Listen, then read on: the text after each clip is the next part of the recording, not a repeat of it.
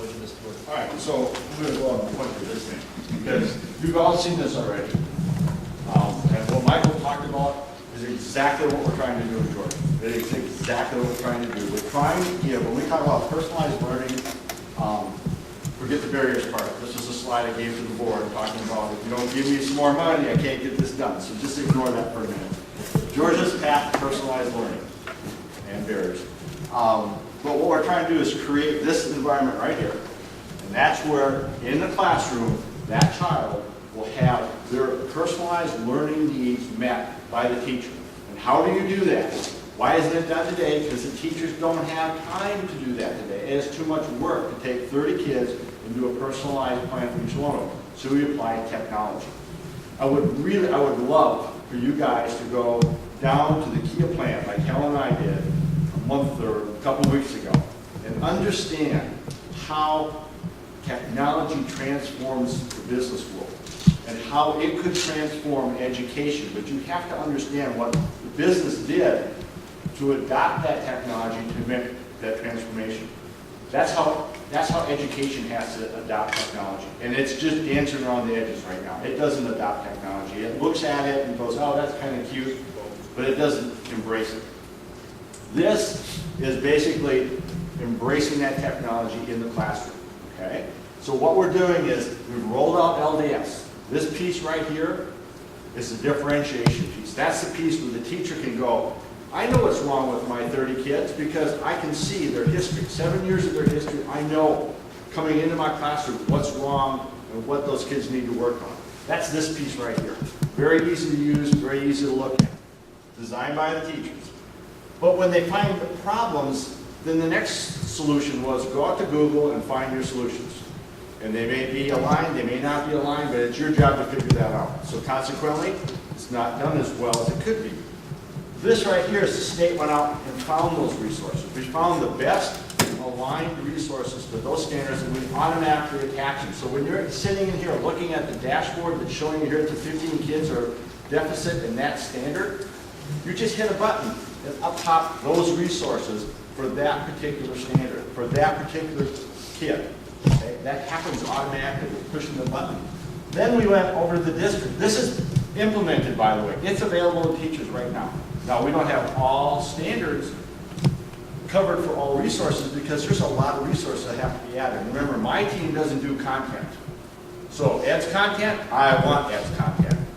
Other content, I want it. I don't do content. I do delivery. Okay, so I need the content. I'll tag it. I'll deliver it.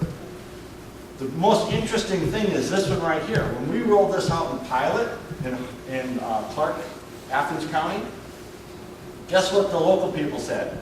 Well, that state stuff is great, but you know our stuff's better. And I'm sure Jody would say the same thing about his district, and Buster would say the same about his district. So we said, fine, would you like to put your stuff in there too?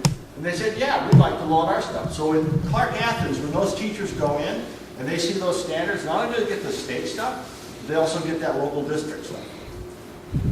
So you can have your district stuff as well as the state stuff, side by side, all together, all in the same repository, all linked back to the student academic achievement. Again, this is all getting to that personalized learning environment, knowing what that kid needs. So now we've got state resources, we've got local district resources. And guess what Wanda, who's not here right now, but Wanda talked to Phil. Phil want to exchange resources inside of the state tool. Sure, if you guys want to do that, we can open that window and you can share resources across your districts if you want to. So Buster could share with Jody if they want to. They have to tell us they want to do that because we're not going to take all that up to the state and make it available to everybody because there'll be all kinds of copyright laws around that. But we'll let districts do it. So this is all about getting resources to the teachers, the best ones, in everyone's opinion, to the teachers.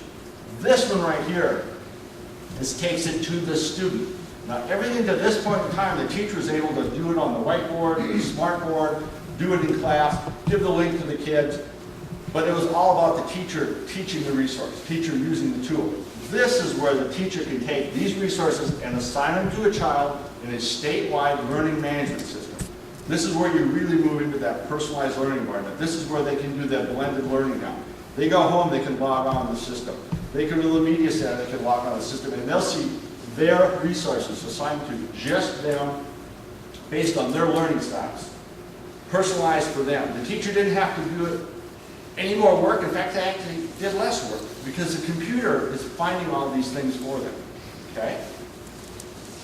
This is how the student actually gets the resources. The assessments are built right into this. Like Michael was talking about, the online tools have assessments built in. So as the child is taking those resources online, there's little assessments built in. They're learning, they take an assessment. They learn, they take an assessment. They didn't get it, they go back, they learn some more, take the assessment. All that's being recorded. Who gets that the next morning? The teacher does. The teacher can go in and look, what did Johnny do last night? Is he getting it? Is he not getting it? Again, all personalized. We move to this one. This is where we make sure that all of this is working. These are your measurement tools. These are your analytical tools, your learning progression maps. Kelly keeps asking me about this. I've got a storyboard for him, but we didn't get to it last time. This, I don't know if you guys ever seen a learning progression map. Have you seen the honeycomb thing for Magillix? Have you seen that? It's where you take like the math standards from kindergarten all the way through 12th grade, and you connect them all through. The whole thing connected. Now imagine taking that huge honeycomb that is every math standard connected to every other math standard in the right progression, and you light those up. Mastered, not mastered, still working on. Imagine being able to see that for a kid. Coming into 8th grade, you can look at their standards for the last 7 years of where they're at. And even if they've mastered the 9th grade thing, you know that. Imagine a teacher being able to see where is that kid exactly. And the whole class, where are they exactly? Those are the tools that you're looking at in here to make sure that you know where that kid is at. You take it to this thing right here, that's that personalized learning environment that all this creates. And what's this little thing hanging off over here? Is what you guys were talking about with portability. All of that child's academic history, as well as remediation strategies, notes from teachers, artifacts from the student, are all kept in a student backpack and travel with that student. So when this student goes from Fayette over to Forsyth, that teacher can open up that backpack and say, okay, what did the teachers in Fayette do for remediation strategies for that student? This is now your academic personalized history of that student right here. You can't do this unless you have this. So this whole thing is in process. You can see the different colors as to what's being worked on right now, what's going to be delivered. The one that's not being worked on yet is the online assessment system. That's the one that will give teachers a toolkit to do summative assessment, formative assessment, and probes. Okay? Summative assessment happens at the end. That's that post-mortem thing. Those are the end of course tests and those things. That's summative. The formative stuff happens in this process right here. Those are your benchmarks tests, and your probes can happen way back in here, where that kid comes into the classroom the first time using those 3 questions to figure out do they really know this stuff. It's about response to intervention. I'm not an expert in that, obviously. I just know those buzzwords.